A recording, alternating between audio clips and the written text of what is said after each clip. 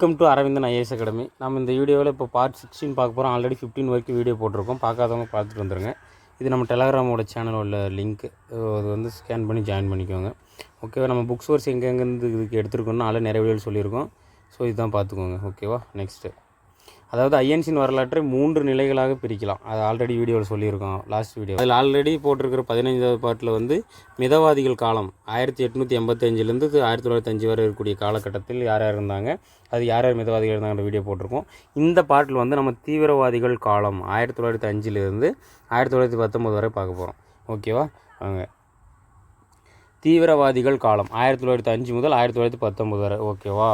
பஞ்சாபின் லாலா லஜபதி ராய், மகாராஷ்டிராவின் பால கங்காதர திலகர், வங்காளத்தின் பிபின் சந்திரபால். இவங்க 3 பேர் என்னென்னு சொல்லுவாங்கன்னா லால் பால் என்று 3 முக்கிய தலைவர்கள் இவங்க வந்து சொல்லுவாங்க.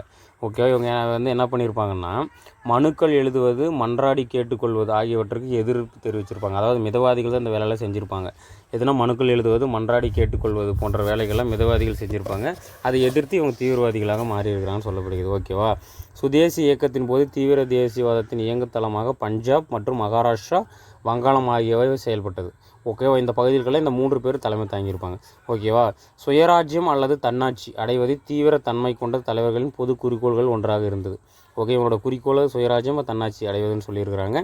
மிதவாதிகள் மீது தீவிர தேசியவாதிகள் இரக்கம் கொண்டிருந்தனர் அப்படின்னு சொல்லப்படுகிறது. ஓகேவா?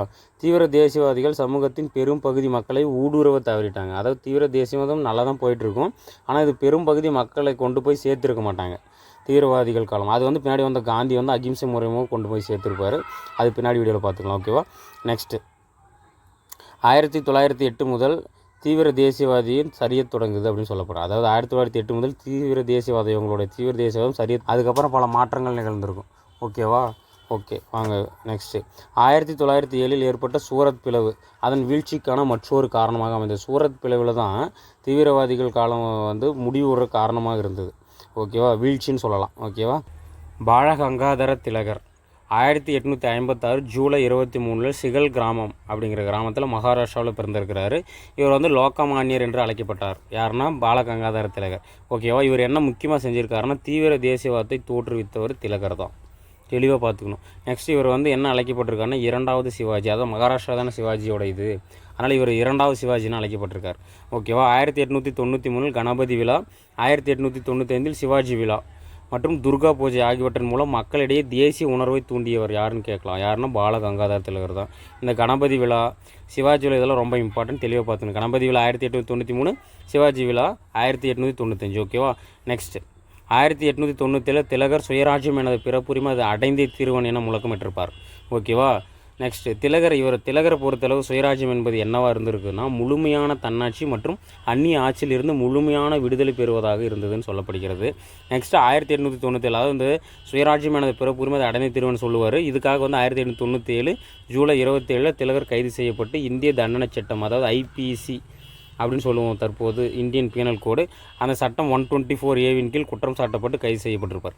ஓகேவா? நெக்ஸ்ட், 1907 சூரத் பிளவிற்கு பிறகு தீவிரவாத பிரிவு தலைவராக செயல்பட்டிருக்காரு.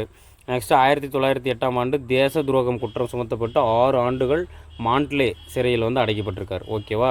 அந்த சிறையில் இருக்கும்போது தான் கீதையின் ரகசியம், அதாவது கீதை ரகசியம் ஒன்றும் சொல்லலாம், கீதையின் ரகசியம் சொல்லலாம், அந்த புத்தகத்தை வந்து எழுதியிருப்பார்.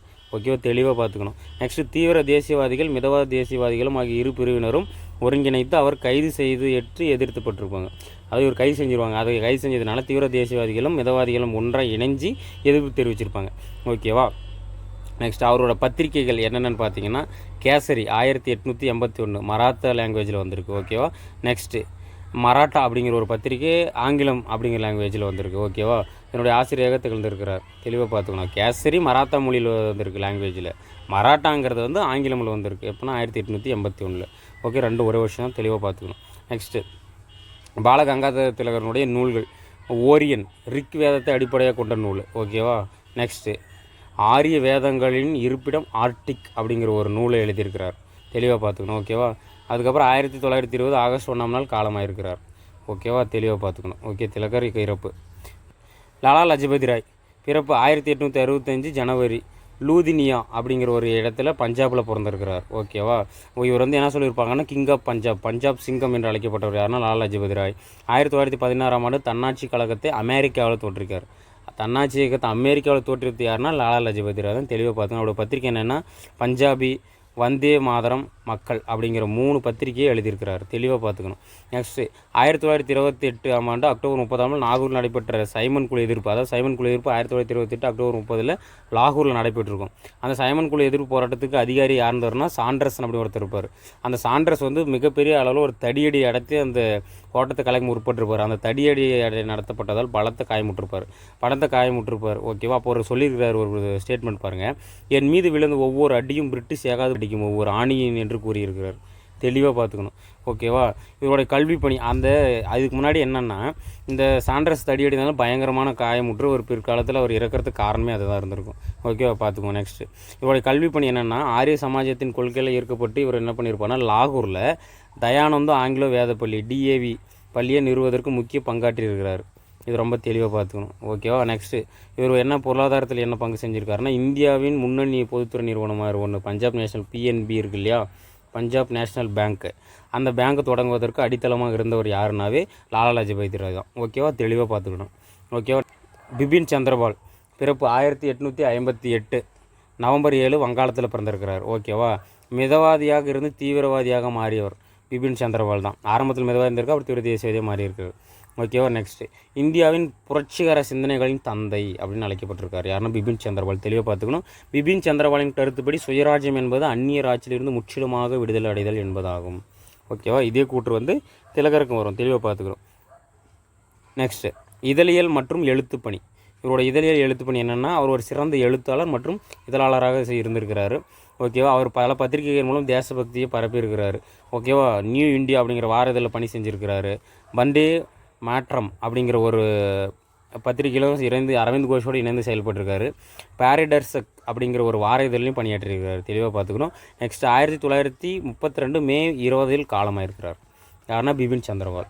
ஓகேவா. தெளிவாக பார்த்துக்கணும். ஓகே ஃப்ரெண்ட்ஸ், இதோட இந்த வீடியோ முடியுது. ஸோ நெக்ஸ்ட் பார்ட்டில் பார்க்கலாம். ஓகேவா. தேங்க்யூ.